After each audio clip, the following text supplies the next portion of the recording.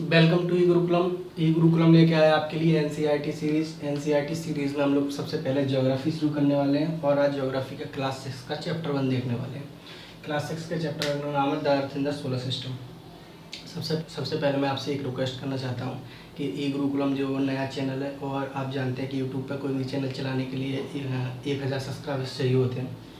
तो अगर आप चाहते हैं कि आप एनसीईआरटी की पूरी सीरीज़ आपको फ्री में मिल जाए तो आप ये चैनल सब्सक्राइब जरूर कर लें लेक्चर देखने के बाद। अगर लेक्चर पसंद आता है तो ये चैनल सब्सक्राइब करें, नहीं तो आप बिल्कुल ना करें।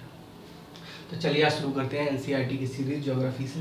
ज्योग्राफी का क्लास 6 का चैप्टर 1 है the earth in the solar system. Right, यहीं से शुरू करेंगे बिना टाइम वेस्ट किए। तो सबसे पहले ये जानने की बात है कि हम लोग अर्थ पे क्यों फोकस कर रहे हैं, और भी तो प्लैनेट है सोलर सिस्टम में। सबसे पहले अर्थ पे क्यों फोकस किए जा रहे हैं, तो इसके मोटे मोटे दो रीज़न हो सकते हैं। एक तो ये हो सकता है कि हम अर्थ पर रहते हैं तो अर्थ पर फोकस करेंगे, बाकी प्लैनेट्स तो हम रहते नहीं, तो उससे हमें मतलब ही क्या। ये तो एब्सर्ड सा रीज़न है।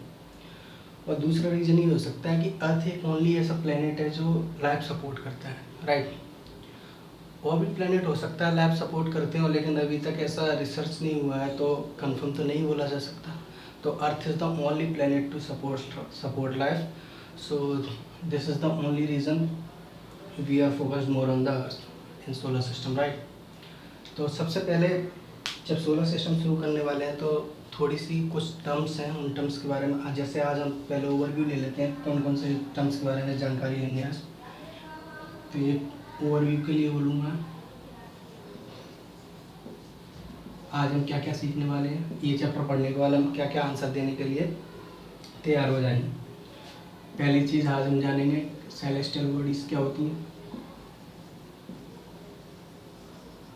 सेलेस्टियल बॉडीज़ क्या होती हैं, इनके टाइप्स क्या होते हैं। फिर उसके बाद जानेंगे प्लैनेट्स क्या होते हैं। इन पर्टिकुलर प्लैनेट्स में हम अर्थ पर फोकस करेंगे और अर्थ का सैटेलाइट पर फोकस करेंगे। एक ही ओनली सैटेलाइट है मून, तो मून पे फोकस रहेगा।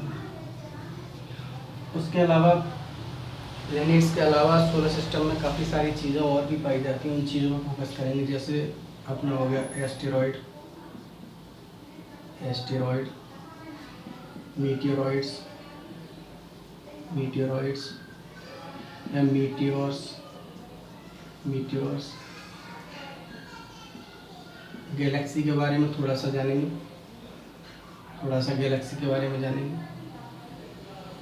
इसके बाद थोड़ा सा स्टार्स के बारे में जानेंगे। स्टार्स का जो पैटर्न बनता है उसको कॉन्स्टेलेशन कहते हैं, कॉन्स्टेलेशन के बारे में थोड़ा सा जानेंगे। चूँकि ये क्लास 6 है, क्लास 6 में सारी चीज़ों का जस्ट एक डेफिनेशन सा, तो एक ओवरव्यू मिल जाएगा आपको कि चीज़ें होती क्या। उसके अलावा जैसे जैसे क्लासेस बढ़ती जाएंगी सारी चीज़ें फिर से डिटेल में आने वाली, 7 में आएगी, फिर 8 में, ऐसे सुन। तो ये सारी चीज़ें आज की क्लास के बाद अगर हम इन सारी चीज़ों के आंसर देने में कैपेबल है तो हम समझ सकते हैं कि हमें सारा कुछ समझ में आया है। और अगर इनका आंसर नहीं दे पा रहे हैं तो आपको लेक्चर द्वारा देखने की ज़रूरत है। ठीक है, तो चलिए शुरू करते हैं। सबसे पहले सेलेस्टियल बॉडीज़ क्या होता है, व्हाट आर सेलेस्टियल बॉडीज़।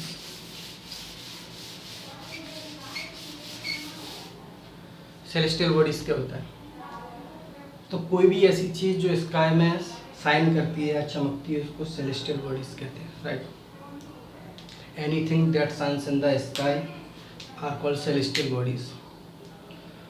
लेकिन सेलेस्टियल बॉडीज़ के कुछ टाइप्स होते हैं, 2 टाइप्स होते हैं। जैसे एक तो हो गया, जैसे सेलेस्टियल बॉडीज़ क्या होती है, आप अपने नोट्स अपनी लैंग्वेज में भी बना सकते हैं। Celestial bodies anything that shines in the sky उसको सेलेस्टियल बॉडी कहते हैं। लेकिन अब ऐसा होता है कि जैसे सेलेस्टियल बॉडीज 2 टाइप में डिवाइड किया गया है। डिवाइड क्यों किया गया है, डिवाइड इसलिए किया गया है कि सेलेस्टियल स्काई में तो मून भी चमकता है, मून भी शाइन करता है, एग्जाम्पल क्या हो सकते हैं सेलेस्टियल बॉडीज के, मून हो गया, उसके अलावा स्टार्स हो गए, स्टार्स में अपना सन हो गया, उसके अलावा प्लेनेट हो गया। प्लेनेट कैसे घूमे अभी आपको समझाने वाला, प्लेनेट कैसे हो, ये सारी चीज़ें हो गई। लेकिन इनमें कॉमन डिफरेंस है। इनमें डिफरेंस ये है कि जैसे स्टार हैं, स्टार के पास खुद की लाइट होती है, वो खुद से लिट करते हैं, खुद की एनर्जी होती है उनके पास। और जो मून है, प्लैनेट है या और सेलेस्टियल बॉडीज़ हैं, उनके पास खुद की लाइट नहीं होती है। तो अगर उनके पास खुद की लाइट नहीं होती है तो फिर वो कैसे साइन करते हैं? वो साइन करते हैं किसी दूसरे स्टार से लाइट लेते हैं, वो रिफ्लेक्ट होती है और उससे वो साइन करते हैं। तो because of the basis of the lightning, if they are on light or not, they are divided into two categories, right? Celestial bodies divided into two categories. One is celestial bodies have their own light, which have their own light. Celestial bodies को मैं CV लिख दे रहा हूँ। Celestial bodies which have their own light, their own light, जिनके पास अपनी खुद की light है, खुद की एनर्जी है, वो सेलेस्टियल बॉडीज हो गई। एक तो इसका एग्जांपल हो सकता है स्टार्स। स्टार काफ़ी सारे स्टार हैं, उनमें से जैसे सन हो गया, और भी स्टार है जैसे बिग बियर हो गया। एक्चुअली कॉन्स्टेलेशन है, ग्रुप ऑफ स्टार्स है, और भी हो सकते हैं, ठीक है। ऐसे ही सेलेस्टियल बॉडीज का दूसरा पार्ट क्या हो सकता है? Celestial bodies which don't have their own light.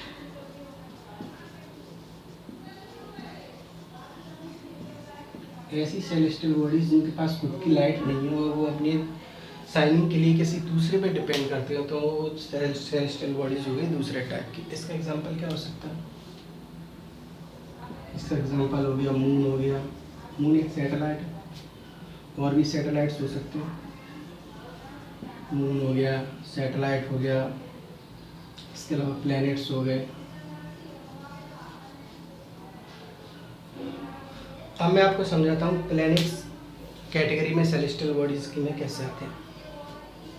जैसे अगर हम अर्थ को देखें तो अर्थ हमें शाइनिंग करती हुई नज़र आएगी अगर हम किसी लार्ज डिस्टेंस से देखेंगे, क्योंकि जो लाइट आती है वो सन से लाइट आती है। हमारी जो अर्थ है वो सनलाइट डिपेंड करती है, सन से जो लाइट आती है वो लाइट आने के बाद रिफ्लेक्ट करती है, वही मून पे जाती है। मून हमें शाइन करता हुआ दिखता है क्योंकि हम अर्थ से एक लार्ज डिस्टेंस पर देख रहे हैं। मून की डिस्टेंस अभी हम आगे डिस्कस करेंगे। 3,84,400 किलोमीटर अवे अर्थ से, तो इतनी ज़्यादा दूरी से देखने पर हमें मून चमकते हुए नज़र आता है। इसी तरीके से अगर हम काफ़ी लंबी डिस्टेंस से हम मून से हम अर्थ को देखेंगे तो अर्थ भी हमें साइन करते हुए नजर आएगी। This is the body, this is the reason that's why the earth is put in the category of celestial bodies और any other planet, right. So celestial bodies का कंसेप्ट आई होप आपको समझ में आ गया होगा। मैं आगे बढ़ता हूँ।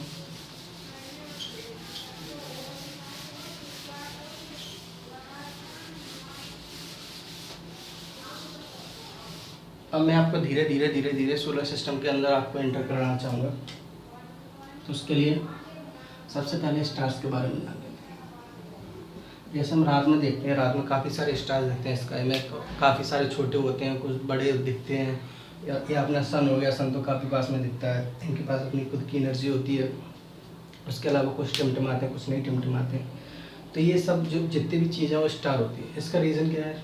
कुछ छोटे दिखते हैं, कुछ बड़े दिखते हैं। इसका रीज़न क्या है? इसका रीज़न ये है कि अगर वो छोटा दिख रहा है तो इसका मतलब ये है वो लार्ज डिस्टेंस पे, और अगर वो बड़ा दिख रहा है तो इसका मतलब ये है वो थोड़ी सी शॉर्ट डिस्टेंस, राइट। सन एक स्टार है लेकिन वो हमें बड़ा दिखाई देता है। उसका ये रीज़न है कि वो थोड़ा सा पास में है धरती के comparison to other stars, right. और कुछ स्टार बहुत छोटे दिखाई देते हैं, तो उसका रीज़न ये है कि वो काफ़ी ज़्यादा दूरी पे, ठीक है। तो स्टार्स की मेन जो प्रॉपर्टी है, मेन प्रॉपर्टी क्या है स्टार्स की? They have their own light. This is the main property of star. They have their own light, this is the main property of the star, right. इसके अलावा कभी कभी आपने देखा होगा आकाश में कई सारे जैसे स्ट्रक्चर बनते हैं, जैसे काफ़ी सारे स्टार्स मिलते हैं, 5, 6, 7 या और भी ज़्यादा स्टार मिलकर एक पैटर्न बना लेते हैं। तो वो जो पैटर्न बनाते हैं उनको बोलते हैं कॉन्स्टेलेशंस। कॉन्स्टिलेशंस। कॉन्स्टिलेशंस कैसे बोलते हैं?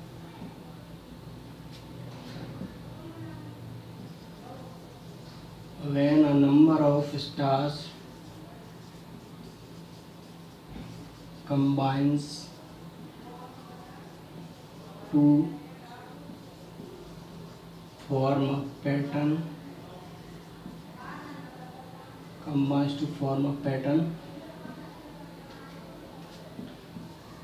these patterns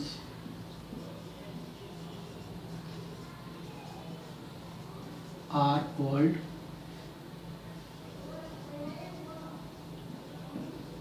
constellations. जब काफ़ी सारे स्टार मिलके एक पैटर्न बनाते हैं, एक फिक्स पैटर्न बनाते हैं, तो उसको उस पैटर्न को जो है कॉन्स्टिलेशन कहा जाता है। एग्जाम्पल क्या क्या हो सकते हैं? एग्जाम्पल आपने देखा होगा, सप्तऋषि हो गया, तो सप्तऋषि या फिर 7 सीरीज भी कहते हैं इसको।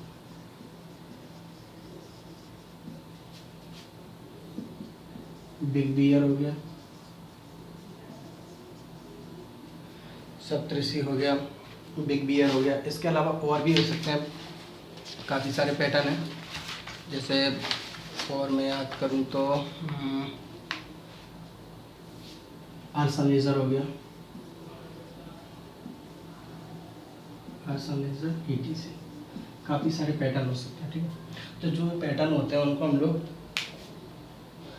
कॉन्स्टिलेशंस कहते हैं। अब इन कॉन्स्टिलेशन में से मैं सप्तऋषि या 7 सीरीज को मैं थोड़ा सा अलग से डिस्कस करना चाहूँगा। इसका रीज़न है, इसका डिस्कस करने का रीज़न ये है,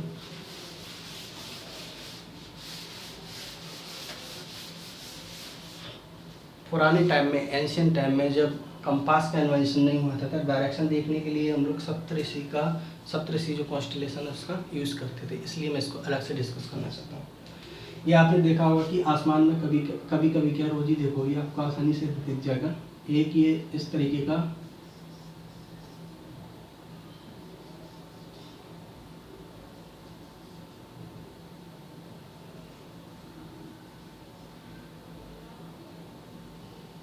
एक ये आपको इस तरीके का उल्टे पांच के अक्षर जैसा एक स्ट्रक्चर दिखता होगा, उल्टे 5 अक्षर जैसा एक स्ट्रक्चर दिखता होगा। इसमें 7 स्टार्स होते हैं। ये कॉन्स्टिलेशन है। देखिए स्टार्स, कई सारे स्टार्स हैं, 7 स्टार्स हैं, मिलके एक फिक्स पैटर्न बना रहे हैं, तो इसको कॉन्स्टिलेशन बोल रहे हैं। ठीक है, यही होता है कॉन्स्टिलेशन, इसी को कॉन्स्टिलेशन कहते हैं। ठीक है, ये जो फिक्स पैटर्न है इसको कॉन्स्टिलेशन कहते हैं। ये वाला जो पर्टिकुलर पैटर्न है ये सप्तऋषि है, सप्तऋषि या फिर 7 सीरीज भी कहते हैं इसको। अब इसका यूज़ लोग डायरेक्शन देखने के लिए कैसे करते थे, इसके बारे में थोड़ा सा डिस्कस करना चाहता हूँ।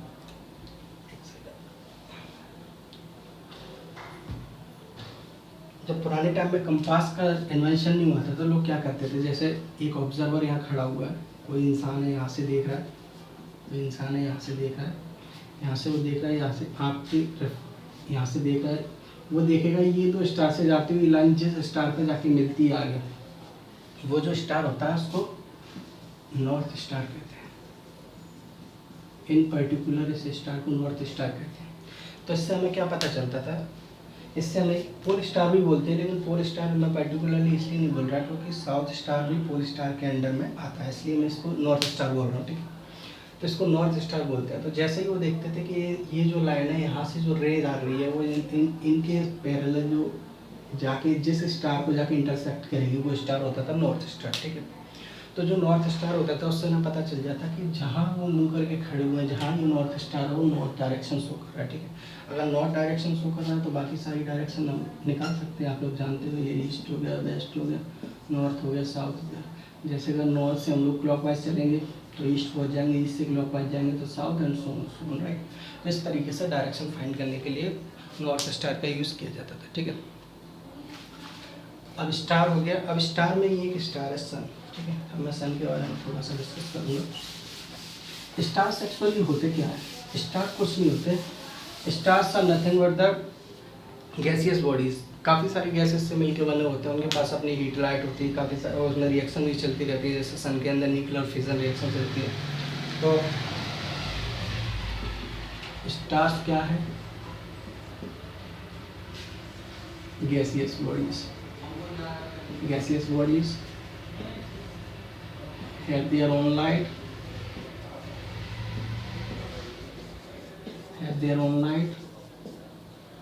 And energy. ठीक है, अब मैं सन की बात करना चाहता हूँ। सन की बात करना चाहता हूँ। सन इज ऑल्सो अ स्टार। अगर स्टार है तो उसके पास अपनी एनर्जी होगी, अपनी लाइट होगी। इसके अंदर जो रिएक्शन चलती है उसको बोलते हैं फ्यूजन रिएक्शन।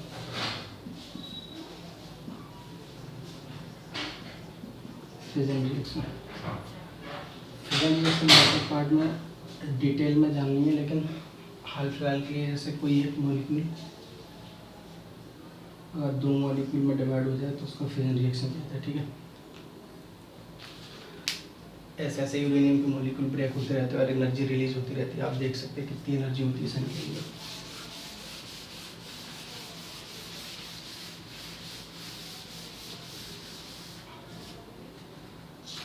सन की जो फैमिली है उसी को सोलर सिस्टम बोलते हैं।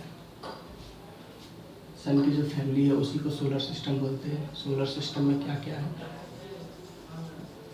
सोलर सिस्टम में क्या क्या है? सोलर सिस्टम में सन है। सन फैमिली हेड है, ऐसा मान सकते हैं। सन इसका फैमिली हेड है। सोलर सिस्टम एक फैमिली है सन की जिसका हेड सन है। ठीक है, इसके अलावा इसमें 8 प्लैनेट्स हैं।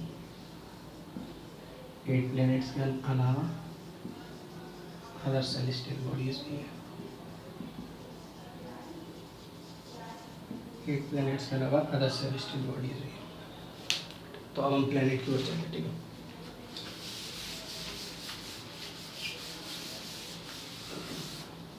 अब चलते हैं प्लैनेट की ओर। ठीक है,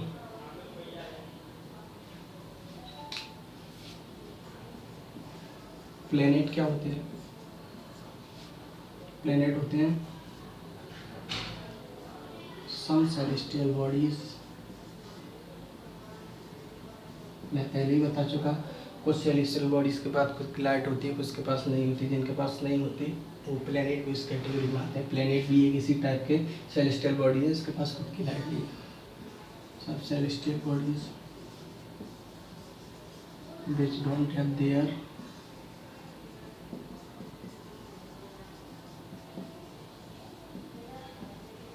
own light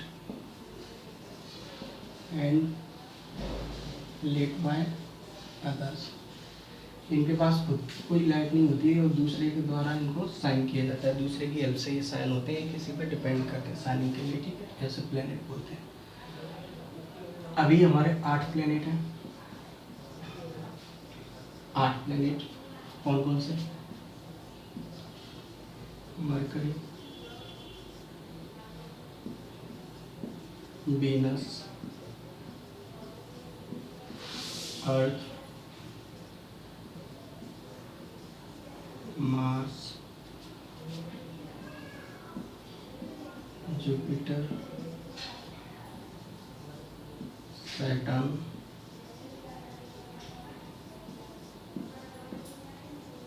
यूरेनस,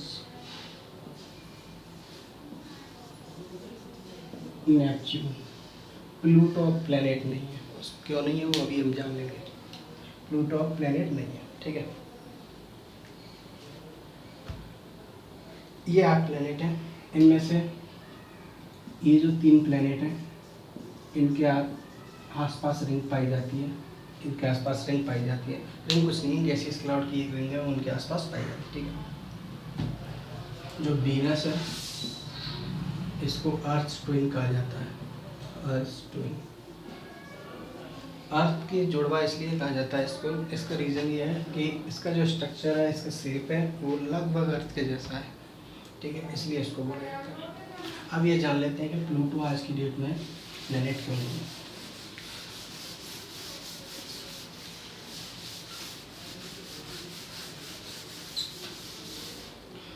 कुछ समय पहले तक प्लूटो प्लैनेट था, लेकिन अब प्लैनेट नहीं है। तो ऐसा तो हो नहीं सकता है कि ऐसे ही हटा दिया कि भाई अब तुम प्लैनेट नहीं दोगे। ऐसा तो नहीं है। तो उसके पीछे वैलिड रीज़न होना चाहिए।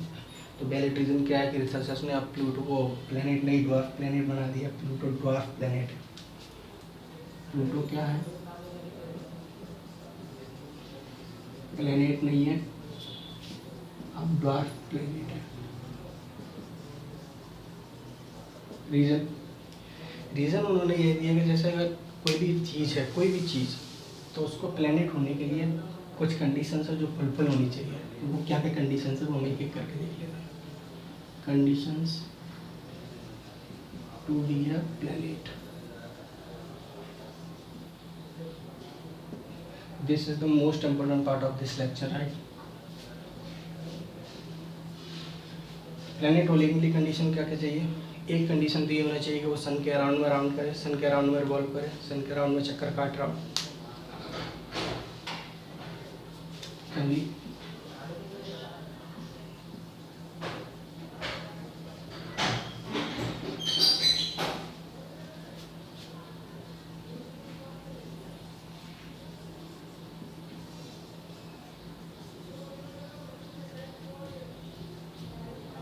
पहली कंडीशन ये है कि जो कोई भी प्लेनेट है तो उसको सन के अराउंड में रिवॉल्व करे।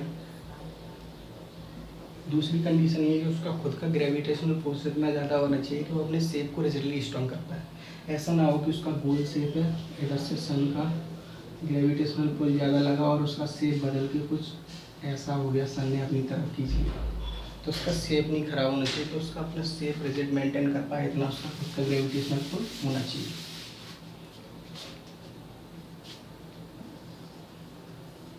should have gravitational pull such that it can hold its shape rigidly। तीसरी कंडीशन क्या होनी चाहिए? तीसरी कंडीशन ये होनी चाहिए कि जब वो अपनी ऑर्बिट में रिवॉल्व करे तो उसकी ऑर्बिट के आसपास का एरिया वो क्लियर होना चाहिए, जिससे वो आराम से अपना रिवॉल्यूशन कंप्लीट कर पाए, उसको कोई हर्डल ना हो बीच में, उसका जो पाथ है वो क्लियर होना चाहिए। तीसरी कंडीशन क्या है? पाथ अराउंड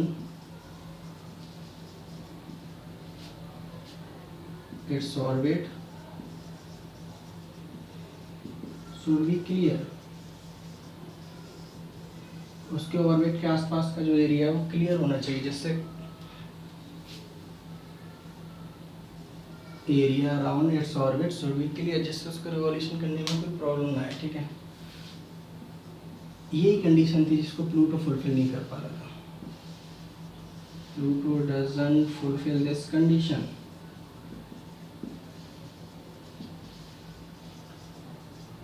प्लूटो इस कंडीशन को फुलफिल नहीं कर पा रहा था और यही रीज़न था कि रिसर्चर्स ने बोल दिया कि प्लूटो अब no more a planet, it's a dark planet, right.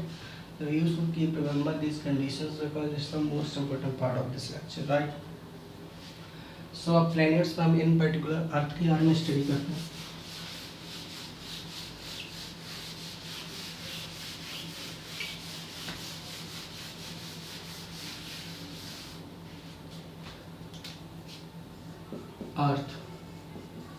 अर्थ के बारे में कुछ चीज़ें जान लेते हैं। जैसे ये सबसे पहली बात तो ये सन के अराउंड में ऑर्बिट में रिवॉल्व करती है और रिवॉल्व करने के साथ साथ रोटेशन भी करती है। ठीक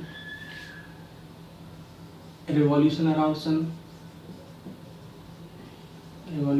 सन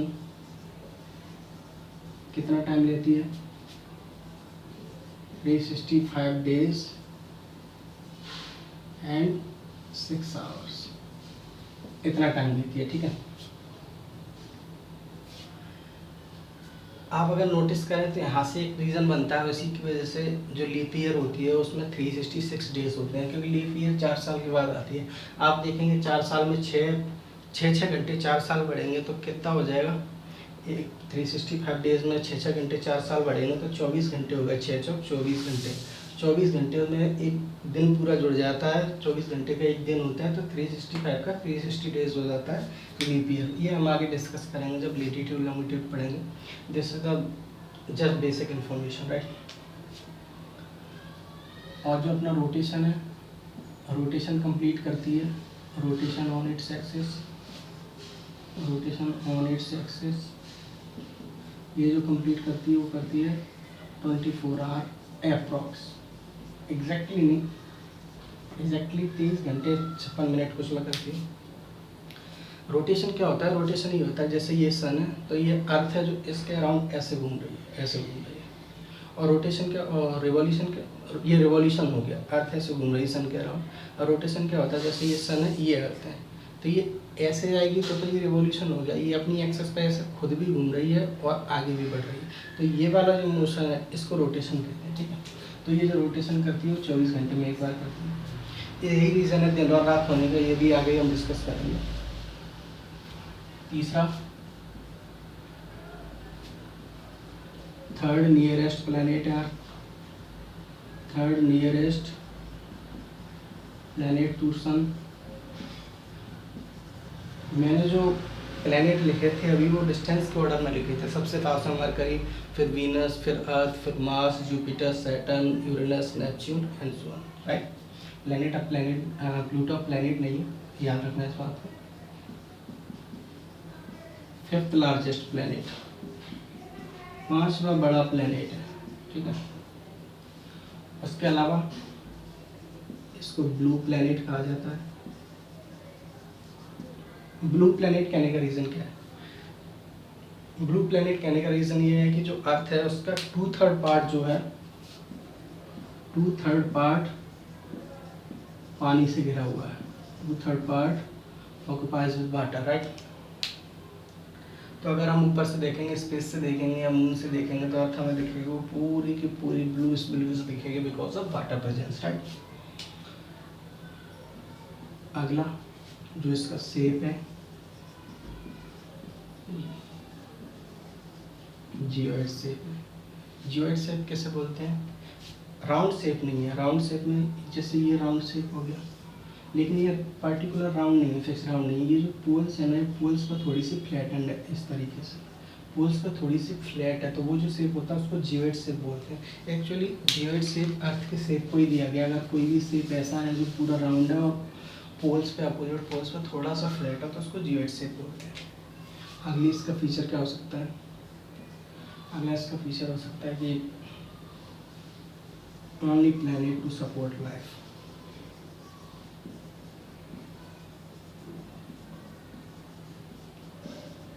only planet to support life. Earth एक ऐसा प्लैनेट है जो लाइफ सपोर्ट करता है, बाकी किसी भी प्लैनेट पर लाइफ पॉसिबल नहीं है। एटलीस्ट अब तक तो रिसर्च नहीं हुई है, अगर आगे होती है कभी तो देखेंगे। अब लाइफ सपोर्ट करने के, मैं थोड़ा सा ऊपर से मिटा देता हूँ। अब लाइफ सपोर्ट करने के लिए क्या क्या चाहिए होता है? लाइफ सपोर्ट करने के लिए लाइफ सपोर्टिंग एलिमेंट चाहिए। अब लाइफ सपोर्टिंग एलिमेंट कौन कौन से होते हैं? लाइफ सपोर्टिंग एलिमेंट होते हैं अपना एयर, वाटर, लैंड, ये 3 लाइफ सपोर्टिंग एलिमेंट, ठीक है। तो ये तीनों ही अर्थ पे अवेलेबल है, तो वो लाइफ को सपोर्ट करती है। अगला फीचर क्या हो सकता है? Have only one satellite, have only one satellite, that is moon. सिर्फ एक ही इसके पास नेचुरल सैटेलाइट है जिसको मून बोलते हैं, जिसको जो मून है। ऐसा नहीं है कि किसी प्लेनेट के पास इससे ज़्यादा नहीं हो, और भी जैसे जुपिटर, सैटर्न, इनके पास 22, 24 मून है, तो हम आगे लेटर क्लासेस में डिस्कस करेंगे। तो ज़्यादा भी, एक से ज़्यादा सैटेलाइट, नेचुरल सैटेलाइट एक से ज़्यादा भी हो सकता है, और जो अर्थ है इन पर्टिकुलर उसके पास एक ही सैटेलाइट है, एक ही नेचुरल सैटेलाइट है। और मैं नेचुरल क्यों बोल रहा हूँ बार बार? बिकॉज सैटेलाइट आर्टिफिशियल भी होते हैं, ठीक है, मैन मेड सैटेलाइट भी होते हैं। सैटेलाइट में, चलो इधर ही एक सेकंड में बता देता हूँ, फिर आगे बढ़ेंगे।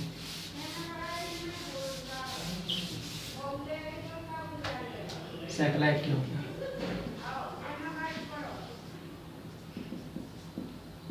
सैटेलाइट क्या होता है? सैटेलाइट भी एक सेलेस्टियल बॉडीज है, celestial bodies like planets, satellite bodies like planets, which satellite bodies like planet,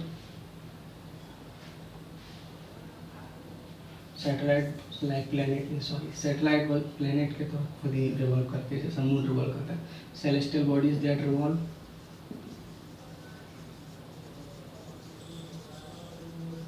around the planets. जैसे प्लैनेट सन के अराउंड में रिवॉल्व करते हैं, उसी तरीके से जो सैटेलाइट्स होते हैं वो प्लैनेट्स के अराउंड रिवॉल्व करते हैं। इसका मतलब क्या, मतलब ये है कि जैसे ये सन है,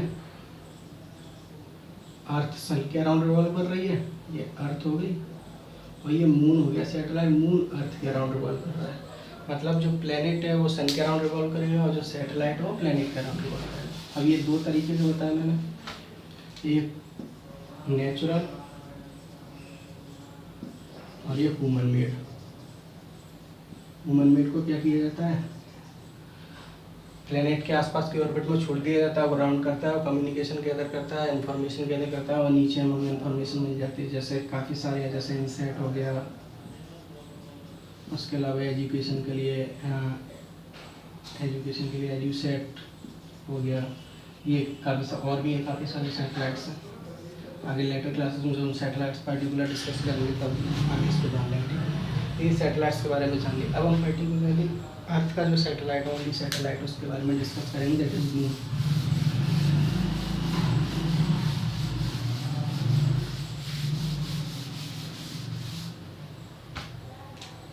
हाँ, अर्थ के बारे में एक चीज़ और जान लो, जैसे आप जानते हैं सन के पास कितनी लाइट है, सन जैसे यहाँ है, सन की अर्थ से कितनी डिस्टेंस, आप इसको इमेजिन कर सकते हैं, इमेजिन कर सकते हैं। जैसे ये सन है, अर्थ है, यहाँ से लाइट रे आती है, लाइट रे, जो लाइट की स्पीड है, आने की लाइट की स्पीड होती है 3 × 10⁸ मीटर पर second. Can you imagine this speed, कितनी ज़्यादा स्पीड है। इतनी स्पीड से लाइट आने के बाद भी अर्थ पे आने में लाइट को 8 मिनट लग जाते हैं।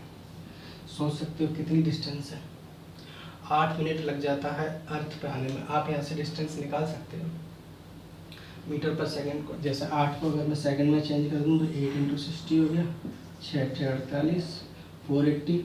डिस्टेंस जो होती है स्पीड इंटू टाइम होता है, इंटू 3 × 10⁸।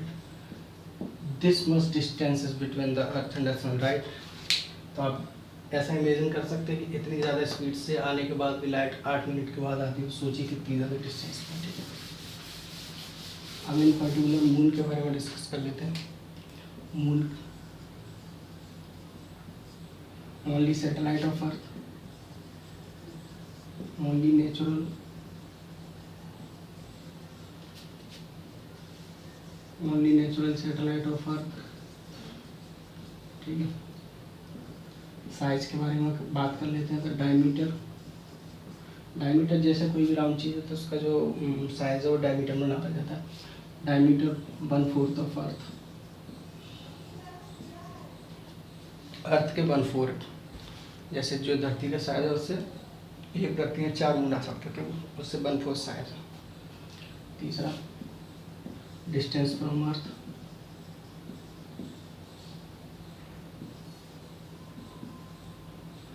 अर्थ से डिस्टेंस कितनी है, अर्थ से इसकी डिस्टेंस है 3,84,400 किलोमीटर, ये डिस्टेंस है। Revolution around earth,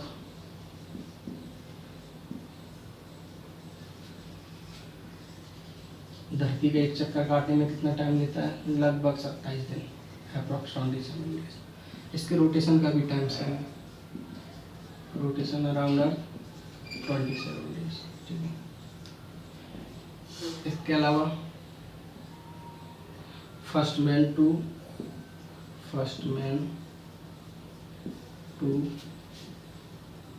land on moon, ऐसा पहला आदमी जो चांद पे पहुंचा उसका नाम था नील आर्मस्ट्रॉन्ग। ये फैक्चुअल इंफॉर्मेशन है, इसको याद कर लेना नाम को, नील आर्मस्ट्रॉन्ग पहला आदमी था जो चांद पर पहुंचा था, ठीक है। ये चांद के बारे में कुछ चीज़ें हो गई। और इसके बाद चलते हैं और चीज़ें जो है अदर सेलेस्टियल बॉडीज पे चलते हैं।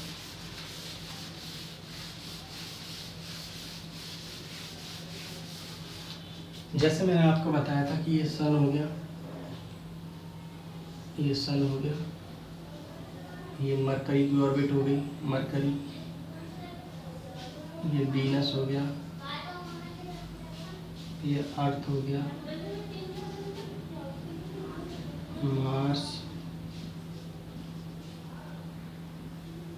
ये जुपिटर, सैटर्न, यूरेनस, नेपच्यून। ये डिस्टेंस वाइज देखो आप, ये जो है वो डिस्टेंस, ये डिस्टेंस ऊपर रहा है इधर से इधर। जैसे अगर यहाँ से इधर बढ़ेंगे तो प्लेनेट की डिस्टेंस बढ़ती जाएगी।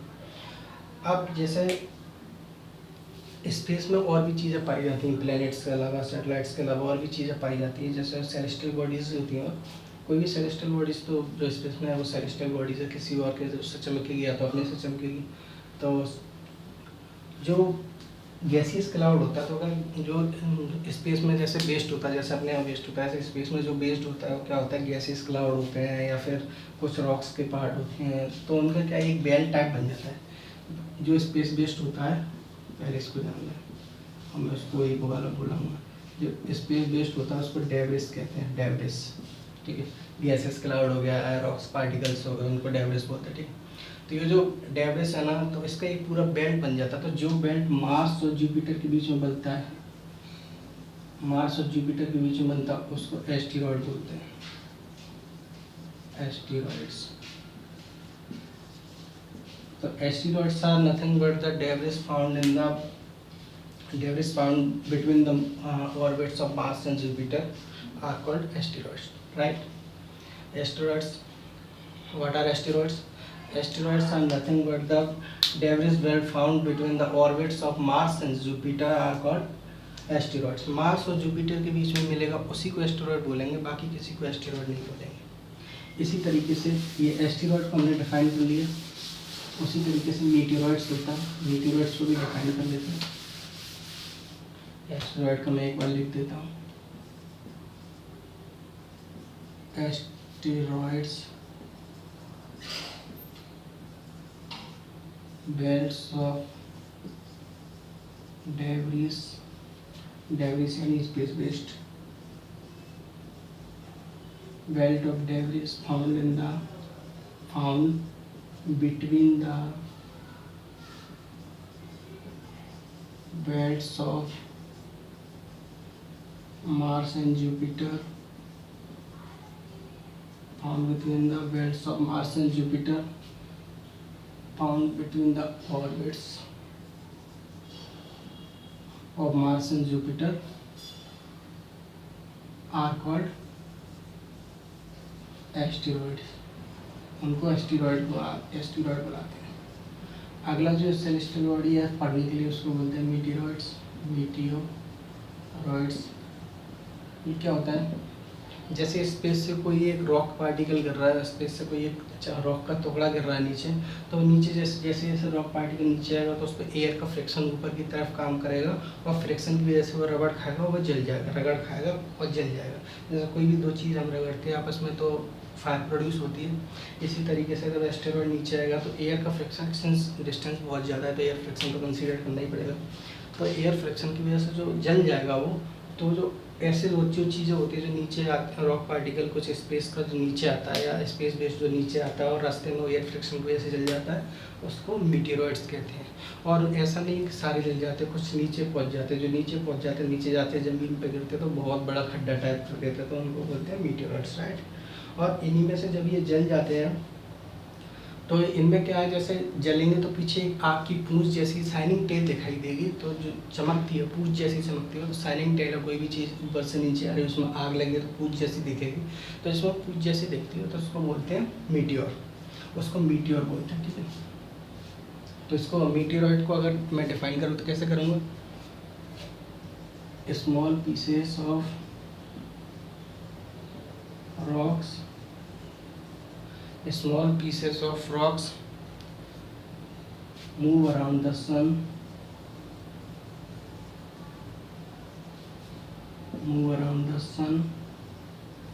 called meteoroids. अब उनमें से कुछ नीचे आते हैं, कुछ धरती तक पहुंच जाते हैं, कुछ रास्ते में जल जाते हैं। जो जल जाते हैं पूंछ जैसा दिखाई देता है, नीचे आएंगे तो उनमें एयर फ्रिक्शन लगेगा। मैं डायग्राम से समझा देता हूँ, आप अपना नोट्स में जिस भी तरीके से लिखना चाहें लिख सकते हैं। ये मीटियोरॉइड है वो नीचे की तरफ आ रहा है, इधर की तरफ एयर फ्रिक्शन वर्क करेगा, एयर फ्रिक्शन की वजह से आग लग जाएगी, फायर्ड, आग लग जाएगी। और यहाँ पीछे पूछ जैसा दिखेगा, पूछ जैसा दिखेगा तो उसको मीटियोर बोलेंगे, मीटियोर नॉट मीटियोरॉइड, तो उसको मीटियोर बोलेंगे। और कुछ नीचे पड़ जाता है तो खड्डा हो जाता है, अपनी लैंग्वेज में आप इसको लिख सकते हैं, ठीक है। अब ये लास्ट चीज़ उसको भी डिस्कस कर लेते हैं। जैसे क्या होता था, जैसे पुराने समय में जैसे रिसर्च तो हुई नहीं थी, तब जानते नहीं थे क्या चीज़ें हैं क्या नहीं है। तो जैसे 1600 जैसे पुराने समय में रिसर्च तो हुई नहीं थी तो नहीं जानते थे वो क्या चीज़ें हैं क्या नहीं है। तो जैसे आकाश में क्या है, काफ़ी सारे मिलियंस ऑफ स्टार्स एक साथ हो जाते हैं, तो सफ़ेद सफ़ेद सा ऐसा लगता है जैसे नदी बह रही है, जैसे नदी बह रही है, सफ़ेद सितारों की नदी बह रही है, ऐसा लगता था, ठीक है। जैसे आकाश में कोई गंगा नदी बह रही है सितारों की, ठीक है। तो पुराने ज़माने के लोग थे उसको आकाश गंगा बोलने लगे। Akash Ganga is nothing but a galaxy. And what is galaxy? First of all we have to define the galaxy. What is galaxy? A cluster of millions of stars. A cluster of millions of stars. जब millions of stars मिल जाते हैं तो वो एक Galaxy का formation करते हैं। और जो पुराने समय में उन्हें दिखती थी तो उन्हें लगता कि आकाश में गंगा बह रही है सफ़ेद सितारों की, तो उनको उन्होंने बोल दिया आकाश गंगा, आकाश गंगा, जिसको बाद में साइंटिस्ट ने जाके नाम दिया मिल्की वे। जैसे दूध की धारा बह रही है, इस तरीके से उन्होंने नाम दिया। And this is the galaxy और solar system belongs to, right. यही गैलेक्सी जिससे हमारा सोलर सिस्टम बिलोंग करता है, that is our solar system. Our solar system belongs to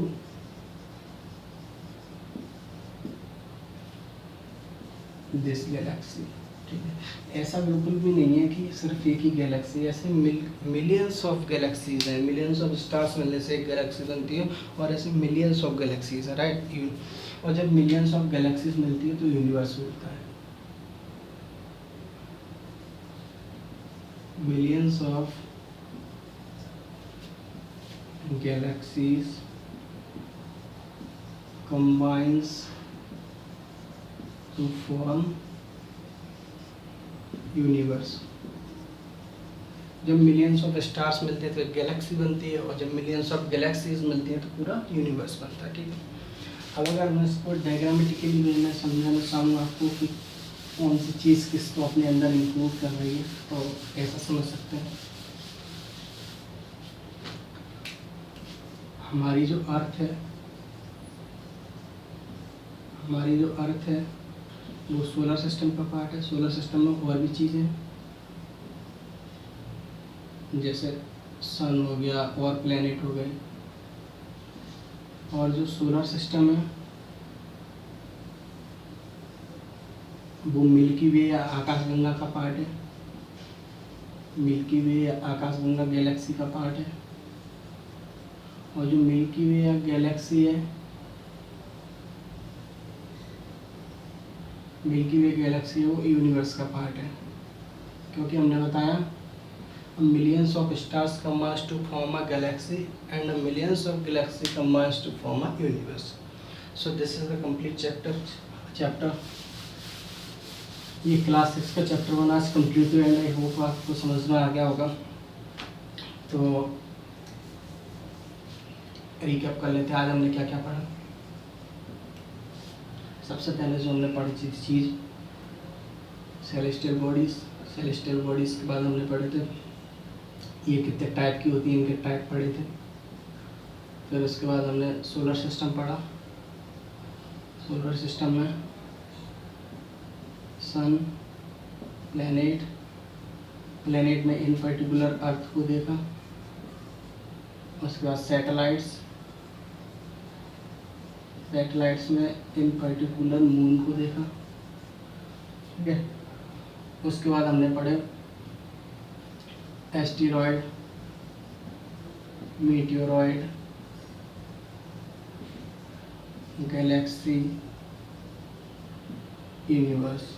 ये सारी चीज़ें आज हमने डिस्कस कर ली है। आई होप कि आपको ये समझ में आएगा होगा।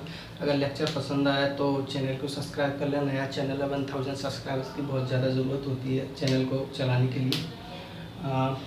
लेक्चर सीरीज़ में रोज़ एक लेक्चर मिलेगा आपको। कल क्लास 6 का चैप्टर 2 मिलेगा। और बेल आइकन ज़रूर प्रेस कर लें जिससे आपको लेटेस्ट अपडेट मिलती रहे। अगर इंस्टाग्राम पर फॉलो कर सकते हैं आप, लिंक नीचे मिल जाएगा आपको। और अगर मुझे पर्सनली फॉलो करना चाहते हैं इंस्टाग्राम पे तो आपको उसका भी लिंक मिल जाएगा। Thanks for watching.